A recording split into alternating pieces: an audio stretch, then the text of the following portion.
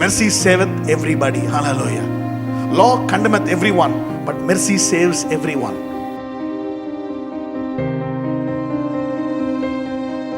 మనము కనికరింపబడి సమయోచితమైన సహాయము కొరకు కృప పొందునట్లు ధైర్యముతో కృపాసనమున ఎలా రావాలంట? ధైర్యము.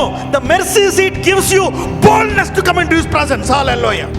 The mercy seat gives you boldness. ప్రార్థిస్తున్నప్పుడు నా దేవుడు నాకు రోగం తగ్గిస్తాడు, నా దేవుడు నా అప్పులు తీరుస్తాడు, నా దేవుడు కృపగలవాడు అని ధైర్యంగా వెళ్ళాలి ప్రార్థన మందిరానికి. హల్లెలూయా. You need to go with power and boldness. Grace empowers you with boldness to come to God. Hallelujah.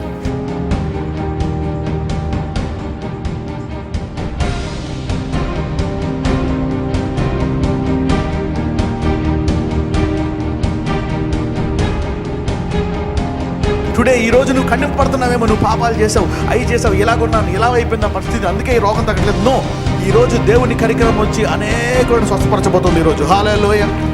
ఈరోజు దేవుని కనికరము అనేకులను విడిపించబోతుంది. హల్లెలూయా. ఈరోజు ఈ వాక్యం విన్న తర్వాత నీ స్వస్థత నువ్వు పొందుకుంటావు, నీ డబ్బులు నువ్వు పొందుకుంటావు, నీ అప్పులు నువ్వు తీసేసుకుంటావు, నీవు సంతోషంగా ఇంటికి వెళ్తావు. Hallelujah. How God is seeing a person, we will know. ఎలా చూస్తున్నాడు దేవుడు ఒక వ్యక్తిని?